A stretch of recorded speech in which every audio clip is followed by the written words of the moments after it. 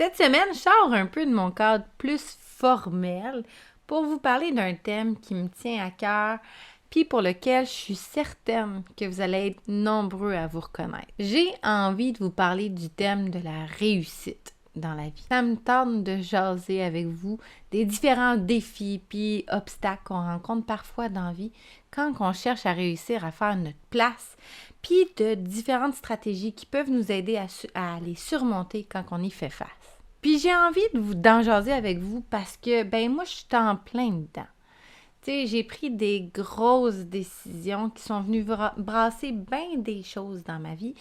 Puis j'ai pris ces décisions-là en même temps que je suis devenue maman.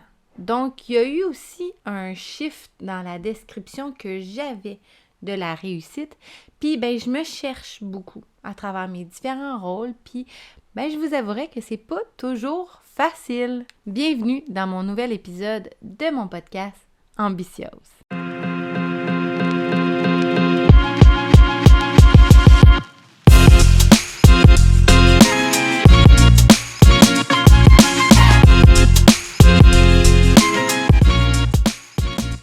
Tu sais, quand on est jeune, on a souvent des rêves, des ambitions qui nous motivent à travailler vraiment, vraiment fort pour atteindre nos objectifs. On pense que si on est assez bon, assez talentueux, puis assez déterminé, on va pouvoir réaliser un peu tout ce qu'on veut. Mais la vie, la vraie vie, c'est bien plus compliqué que ça. Puis quand on sort de notre jeune naïveté, on comprend que ça se passera pas exactement comme dans nos rêves. Puis là, j'aimerais ça préciser que la définition de la réussite est large. Toi puis moi, ça se peut qu'on n'ait pas la même définition de la réussite, puis c'est bien correct. Puis même que c'est tout à fait normal. Il y en a pour qui la réussite, c'est d'avoir une grosse carrière. Il y en a d'autres pour qui c'est d'avoir beaucoup de temps avec sa famille. Il y en a d'autres que c'est de pouvoir voyager autant que possible. Mais peu importe la définition que toi, tu vas te retrouver dans ce que je te parle aujourd'hui. Dans la vie, il y a des obstacles qui se présentent à nous. Puis on vit des réussites, mais on vit aussi des déceptions puis des échecs qui peuvent nous faire douter de nous-mêmes puis de nos capacités. Un des plus grands défis qu'on rencontre souvent quand on cherche à faire notre place puis à réussir, c'est la concurrence. Tu sais, peu importe dans quelle sphère de notre vie, on est confronté à de la concurrence. En amour, en amitié, dans les sports, dans le marché de l'emploi, dans les opportunités de poste qui nous intéressent, dans l'acceptation d'un programme à l'école qui est super contingenté. Ça peut parfois être décourageant de voir d'autres personnes réussir, alors que nous, on a l'impression de stagner puis d'être bloqué dans notre propre parcours. Par contre, c'est important de se rappeler que la concurrence, c'est pas une chose négative en soi. Tu sais, ça peut être une source de motivation puis de stimulation qui va te pousser à travailler plus dur puis à être encore plus créatif dans la poursuite de tes objectifs. Donc, quand tu es confronté à des obstacles, c'est important de rester concentré sur tes propres objectifs à toi, puis de trouver des moyens innovants pour les atteindre. C'est aussi important que tu gardes en tête que c'est pas tout le monde qui va au même rythme. Tu sais, je suis certaine que tu as déjà eu une situation dans laquelle tu voulais absolument quelque chose, mais le timing était juste off. Puis ça arrive. Fait qu'il faut des fois que tu laisses le temps au temps de faire son travail, puis que tu t'enlèves de la tête que parce que telle personne réussit, toi, tu réussiras pas. Ça n'a aucun rapport. Tu es le seul responsable de ta réussite. Oublie pas que même si tu veux arroser tes plantes à tous les jours pour qu'ils poussent plus vite, ça ne marchera pas, tu risques de les noyer. Fait que des fois, il faut que tu sois patient pour réussir à faire pousser ton propre jardin à toi. Ça m'amène à te parler d'un autre obstacle à surmonter quand on cherche à réussir. Notre foutue propre estime de soi. C'est tellement facile de se comparer aux autres puis de se sentir inférieur ou insuffisant. Puis quand l'estime de soi est basse, c'est complexe parce qu'on a l'impression qu'on ne vaut pas la peine de réussir puis qu'on ne peut pas vraiment être aimé. C'est aussi possible que t'as le syndrome d'imposteur. Fait que tu penses que tu mérites pas ton succès quand t'en as, que t'as juste été chanceux, puis que tu vas être découvert comme étant une fraude. Ça, c'est dans ta tête que ça se passe. Pour surmonter ces sentiments d'insécurité-là, puis de doute de soi, concentre-toi donc sur tes propres forces, puis sur tes propres réalisations.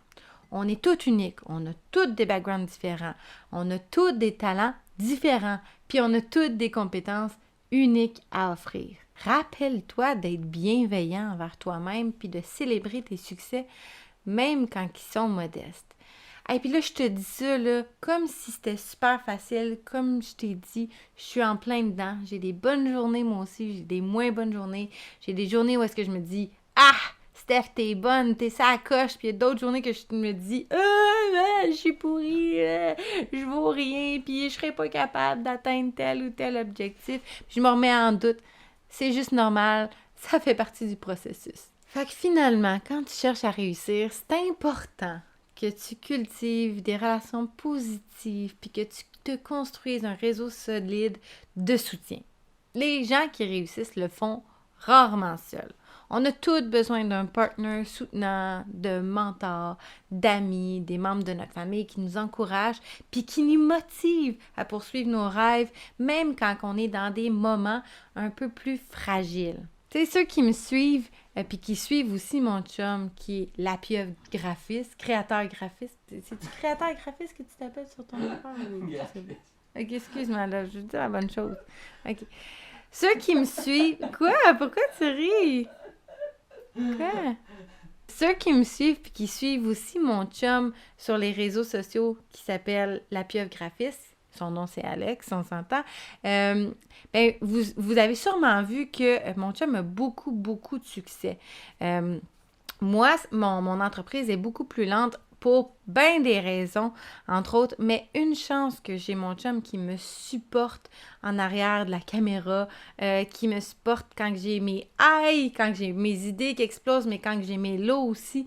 Puis comme je vous ai dit, c'est pas toujours facile, donc avoir quelqu'un qui t'accompagne dans ton processus ou dans tes objectifs de réussite, c'est un game changer.